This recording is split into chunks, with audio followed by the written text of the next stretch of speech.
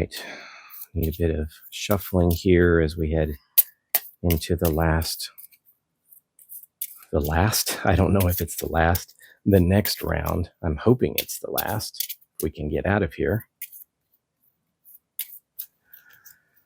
All right. I think we got them done. Here we go. Activation, Sergeant. Sergeant is first. 1. Second action. He's going to make a chainsword attack. Ooh, it's only a 2. Not good enough to take down the warrior. Action 3. He'll cut again and cuts him down. Action 4. He's going to hold his position. Now, the question is, can he make a ranged attack on this guy? So that comes up to another set of rules discussions. You need to go from the center base to the center base.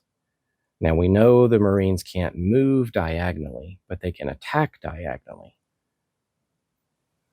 Let's take a look. I'm going to move Frostclaw here for a second. We need to go from the center base of this figure to the center of the base from here without clipping any of this black.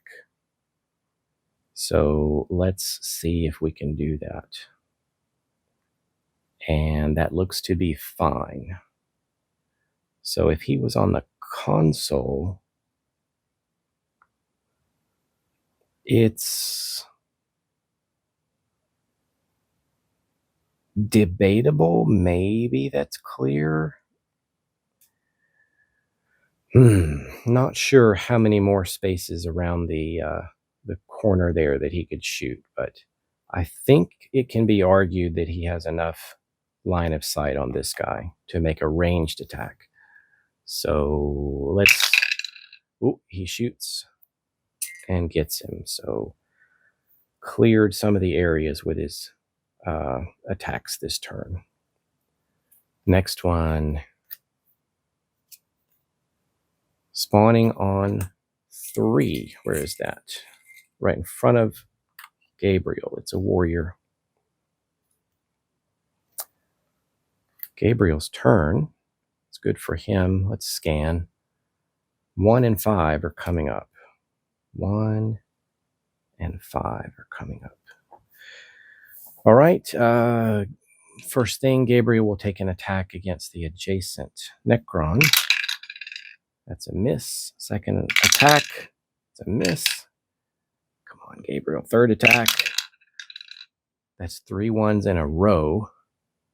Fourth action. Finally. Gabriel was texting and shooting at the same time. Here we go. Necrons spawning. It's a double, I think. 1 and 5. 1 is a Lich Guard. 5 is a warrior. I didn't realize we had so many Lich Guards in here. All right, let's keep going. Oh, it's Gabriel again. 1, 2. He will attack here for his third action. 3. And then hold. Frostclaw. Should we get out of here? Maybe get on the steps. 1, 2, 3, 4. He's on his way. Frostclaw again. He'll go down all the way to the end. Necrons. Number 1. Right here. We're heading out in 3 directions. Warrior, warrior. Lich Guard again. How many of these are in here? I am blindly drawing from a cup. I'm not looking. And I didn't realize we had this many Lich Guards in here. Oh, sorry. Wrong one. Grimm's turn. 1, 2, and 3. He's just going to get onto the stairs. That's the mission. 2. Down here, I think we got another spawn in 3 different directions. Immortal, warrior, and warrior.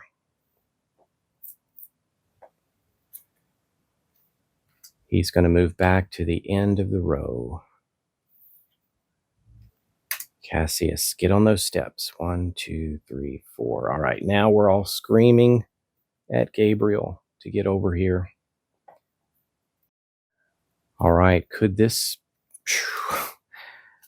be the last turn? Chrono Field, the next Space Marine who has a turn, misses their turn. Place this card face up next to the board until the end of the next round as a reminder.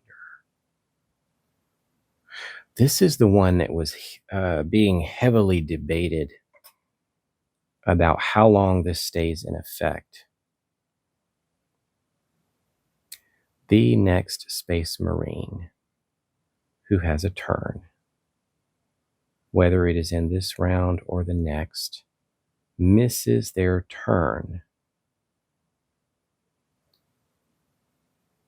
Place this card next to the board. So the discussion was, how many turns does it miss? Does the Marine miss?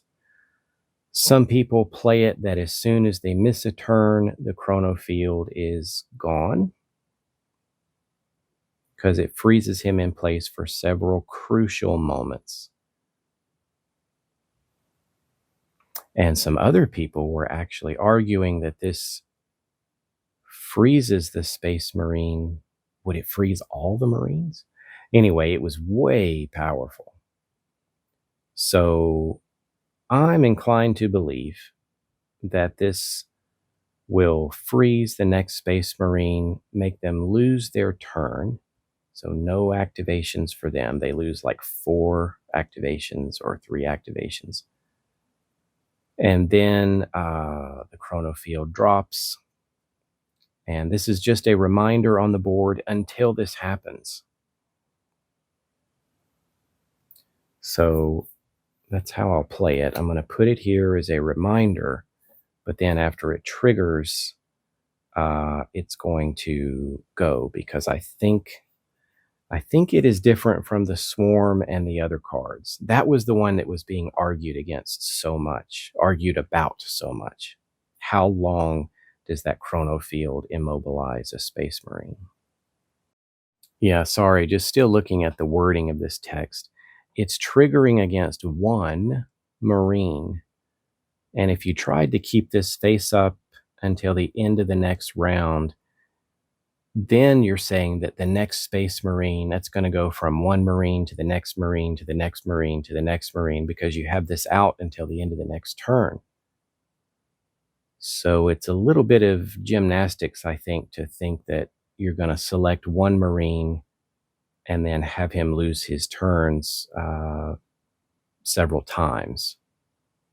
So from the flavor text, I don't think that's what happens. It's going to target 1 Space Marine, slows them down for a few crucial moments. And I think that's it. And I think it's done. So 1 trigger, in my opinion.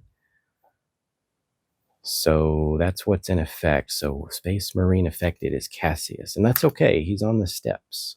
So he just lost his turn. And the chrono field froze him in place. But he is out of there already. So that one is over from my interpretation of it.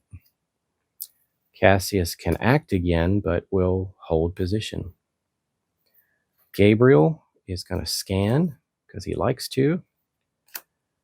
3 will be the spawn next time. 1, 2, 3, 4. Almost out. We are almost there. Necrons are coming. Space 3 is spawning. And Gabriel gets off the board. And that's a win. Whew, we just got a win. Let's take a look. This is what we had left. Pretty decent amount. But man, the Lich Guards were on there. How many more? All right, that was all of them. 1, 2, 3, 4, 5. There's 5 of them in there. Where is that other advanced card? The one we had to shuffle back in. So what happens if we drew this later? If the console's been activated, place 4 Necron minion counters on the new stairwell tile. So it just would have clogged up the stairs. All right, that would have definitely slowed things down, but it's not as bad as the one that was in the first mission, I think, where it resets the console and you have to do it all over again. Okay, so that is mission 2. I enjoyed it. I like the small board size, but a lot of game comes out of a small board size. It's not very complicated. There are some pretty heated rules discussions, though, about ranged attacks and, if you can shoot around corners. There's debates about when this deck runs out. We talked about that in my first playthrough. And I think the better way probably to play it is that you draw your card, activate it, let it play through, and then the next time you draw a Necron card and you don't have one, then the game is over. Probably that's a better way to go. Otherwise, you're totally ignoring whatever card you drew. Makes it pointless. So, yeah, and the other thing was, how long do these, until the next round ends? I believe the way we played it was correct today, where they stay in effect in the current round and then hang around until the next round, unless there's something like that Chrono Field, which is a trap that triggers on one Marine for just a few crucial moments. And once that is triggered, that trap is sprung and they lose their 4 actions or however many they have, then the trap is sprung and goes off. Otherwise, that flavor text doesn't mean anything. And if you're keeping this on the board for the rest of the current round and the next round, it's going to target each next Space Marine, right? And that doesn't connect with what we have up here. It triggers one of the Space Marines. So I think there's a conflict there. I feel like what's throwing everyone off here is placing this until the end of the next round as a reminder, because the other cards hang around for a while, and it makes you think that this one's going to hang around for a while. But this one, I think, is a bit different. It triggers, freezes, and then it's over. The swarms and other stuff, they stay in effect. That's just the way I'll play it. Thanks for watching, everybody. Let me know in the comments what you think, if you saw any mistakes, or if you have any interpretations, different interpretations of the rules. Pretty fun game. Played it twice. Got one more adventure to go. I'll catch you later.